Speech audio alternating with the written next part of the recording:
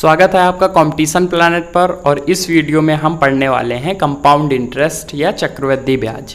देखेंगे इस वीडियो में वो कौन से मेथड हैं, कौन से अप्रोच हैं जिनका यूज करके आप कंपाउंड इंटरेस्ट के सारे क्वेश्चन कम समय में सॉल्व कर पाएंगे, क्योंकि इसमें वैरायटी ऑफ क्वेश्चन ज़्यादा है और ये काफ़ी कैलकुलेटिव टॉपिक है। तो मैं आपको वो सारे मेथड बताऊंगा, क्योंकि आपको कई सारे मेथड पता होने चाहिए, क्योंकि अगर एक मेथड आप लेके चलेंगे तो आपको टाइम लग सकता है। और एग्ज़ाम में आपको करना क्या है कि विद इन टाइम करना है, आपको टाइम बचाना है। कंपाउंड इंटरेस्ट एक ऐसा टॉपिक है कि अगर आपने इसमें अच्छे से कर लिया, इसमें मेथड सारे सीख लिए, तो आप टाइम बचा पाएंगे बाकी क्वेश्चन के लिए। तो सबसे पहले इसका बेसिक देखते हैं। और एक चीज़ मैं कहना चाहूँगा, अगर आपको परसेंटेज और सिंपल इंटरेस्ट में प्रॉब्लम है तो पहले आप वो वीडियोज़ प्लेलिस्ट्स में चेकआउट करके देख सकते हैं। और सबसे पहले इसके बेसिक की बात करते हैं। तो बेसिक, जैसा कि आपको भी पता होगा कि जब ब्याज पर भी ब्याज कैलकुलेट करते हैं तो वो चक्रवृद्धि ब्याज होता है। कैसे?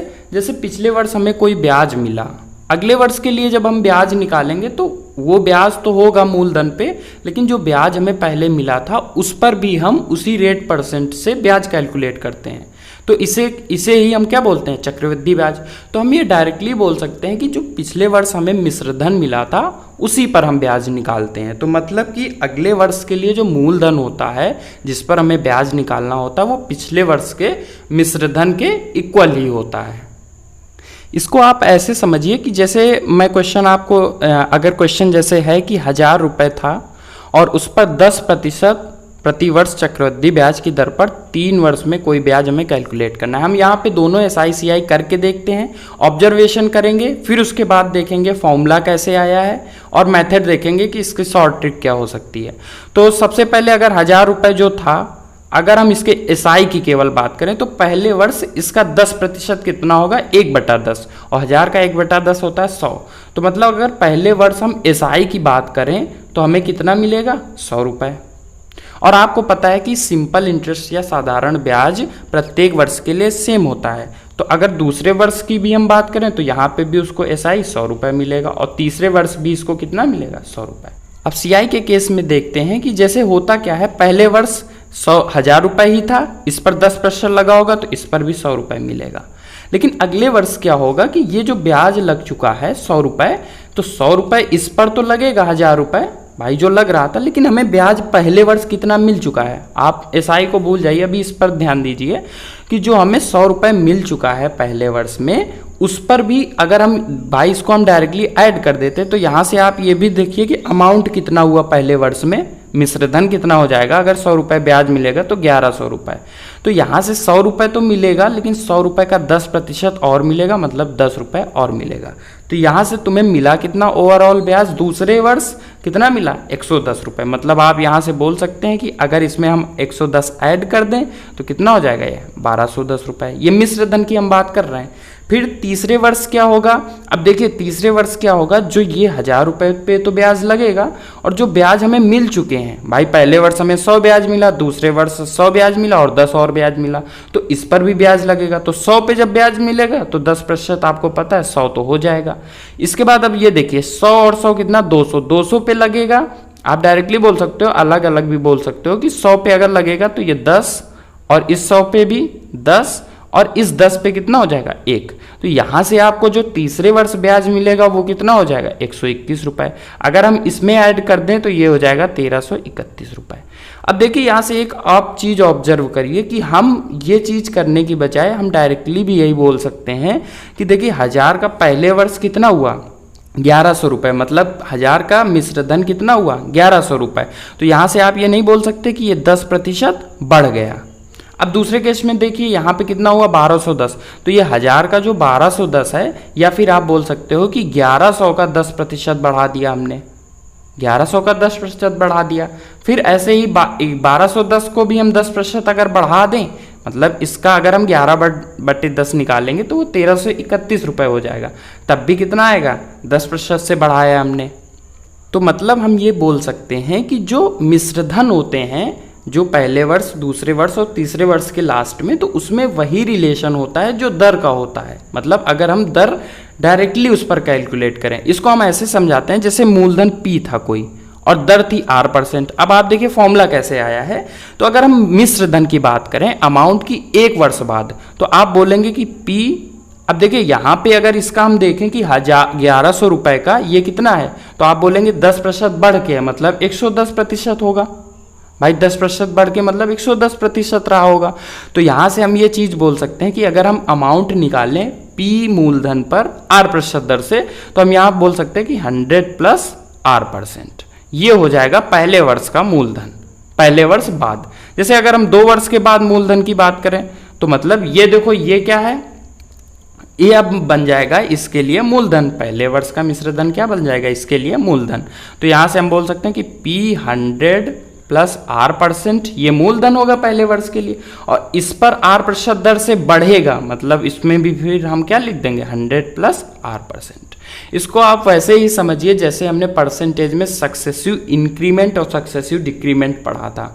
तो यहाँ पे अगर हम देखें, देखिए यहाँ पे P 100 + R 2 बार लिखा हुआ, तो 100 + R% को हम क्या कर सकते हैं, स्क्वायर लगा सकते हैं। तो मतलब ये पैटर्न आपका चलता रहेगा। तो डायरेक्टली हम बोल सकते हैं कि n वर्षों के लिए जो मिश्र धन होता है वो P, अब देखिए 1 + R% को क्या लिख सकते हैं, R/100, और जितने वर्ष होते हैं वो पावर में आ जाते हैं। तो ये फॉर्मूला यहाँ से आता है, इसका यूज हमें नहीं करना है, लेकिन अगर क्वेश्चन आपका डायरेक्टली फॉर्मूला बेस्ड आ जाएगा तो आपको करना ही पड़ेगा, इसलिए मैंने बता दिया। अब देखिए हम इस क्वेश्चन को सेकंड में कैसे सॉल्व करते हैं। जैसा कि फर्स्ट क्वेश्चन क्या दिया हुआ है, 3000 रुपए का 20% वार्षिक चक्रवृद्धि ब्याज की दर से मिश्र धन ज्ञात कीजिए। अब देखिए यहाँ पे हम सक्सेसिव इंक्रीमेंट का यूज कैसे करेंगे। तो अब देखिए जैसे हम किसी भी वस्तु के लिए बात करें, या फिर जैसे x था, इस पर 10% बढ़ा, इसका मतलब हम क्या लिख सकते हैं कि 10% का मतलब 1/10, मतलब बढ़ा है तो 11/10 हो गया होगा। भाई तो x का हम क्या लिख देते हैं 11/10।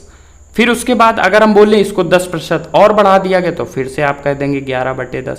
फिर अगर हम बोलें कि 10% और बढ़ा दिया गया तो फिर आप बोलेंगे 11/10।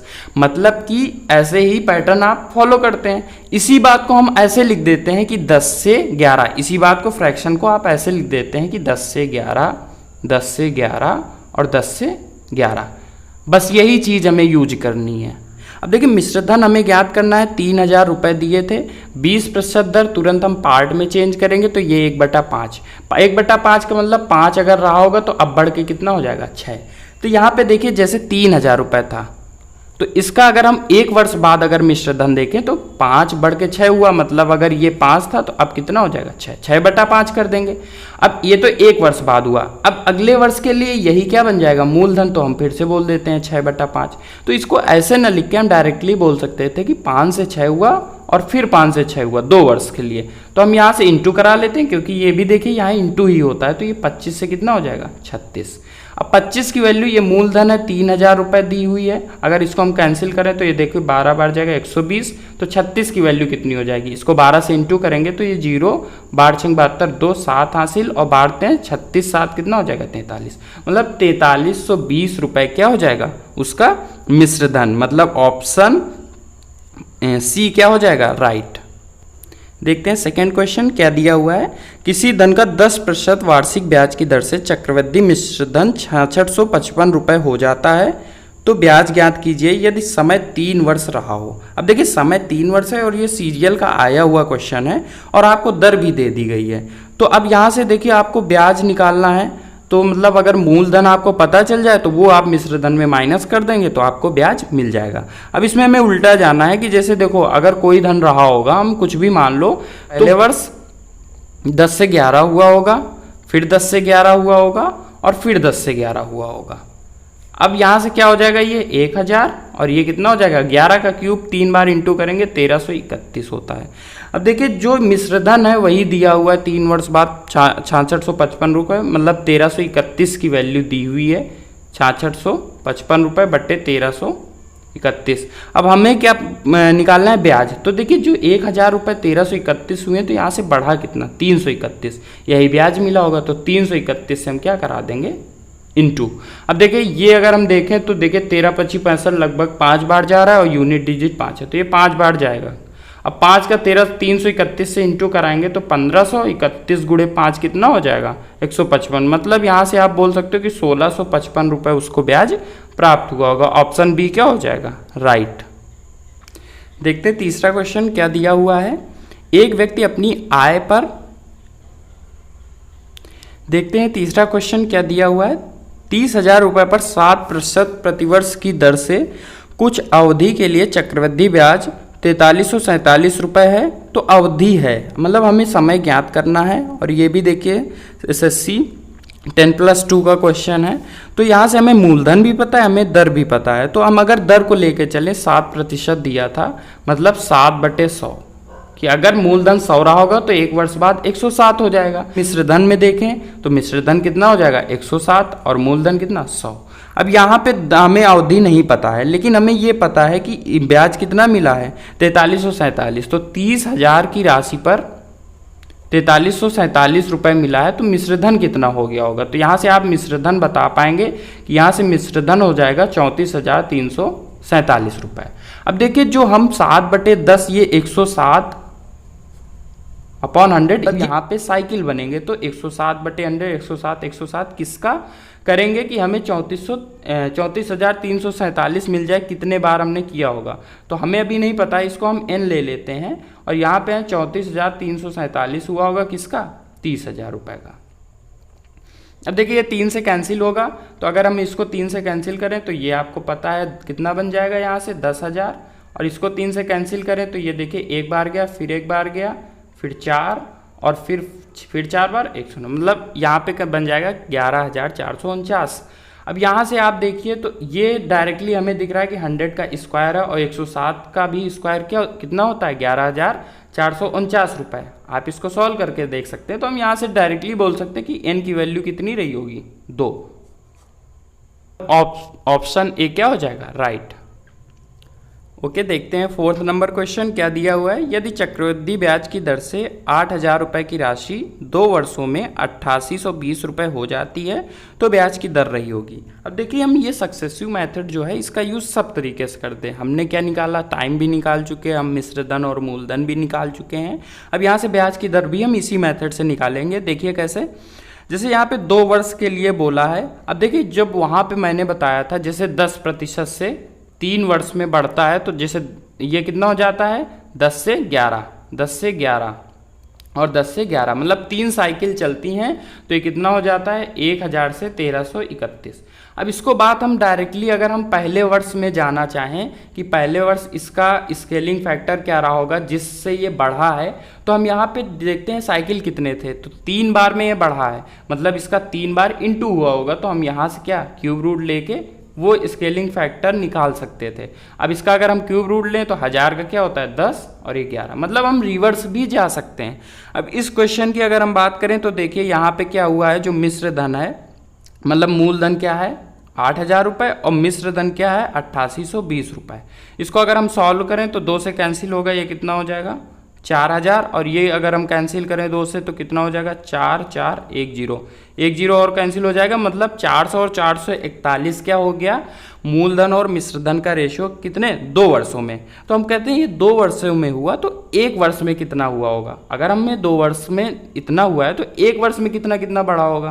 तो 1 वर्ष के लिए हम इसका क्या ले लेंगे स्क्वायर रूट, और अगर इसका स्क्वायर रूट लेंगे तो 400 होता है 20 का स्क्वायर और 441 21 का स्क्वायर, मतलब 1 वर्ष में ये इस वाले दर से 1 रुपये 20 में बढ़ रहा है 1 वर्ष में। तो यहाँ पे देखिए 1/20 क्या होता है आपको भी पता है 5%, मतलब दर 5% रही होगी। ऑप्शन बी क्या हो जाएगा इसका राइट। ये भी देखिए SSC LDC का आया हुआ क्वेश्चन था। देखते हैं 5th नंबर क्वेश्चन क्या दिया हुआ है। 6,000 रुपये का 2 वर्ष का चक्रवृद्धि ब्याज ज्ञात कीजिए। यदि पहले वर्ष दर 5% व दूसरे वर्ष 8 सही 1/3% हो। अब देखिए अब आपको समझ आएगा कि सक्सेसिव मेथड कितना इंपॉर्टेंट है, क्योंकि आप इसको और किसी मेथड से करेंगे तो आपको टाइम लग सकता है। अब यहाँ पे हमें दर दिया गया था 5%, तुरंत आपको पार्ट परसेंटेज याद होना चाहिए, तो ये 1/20 और 8 से 1/3% क्या होता है 1/12। मतलब पहले वर्ष 20 अगर रहा होगा मूलधन तो 21 हो गया होगा, और दूसरे वर्ष अगर 12 रहा होगा तो ये कितना हो जाएगा 13। मतलब अगर हम दोनों वर्ष के लिए बात करें तो दोनों का इंटू करा देंगे, तो ये 12 दूनी 40 240 हो जाएगा, और ये 13 के 13 13 दूनी 26, मतलब कितना हो जाएगा 273 रुपये।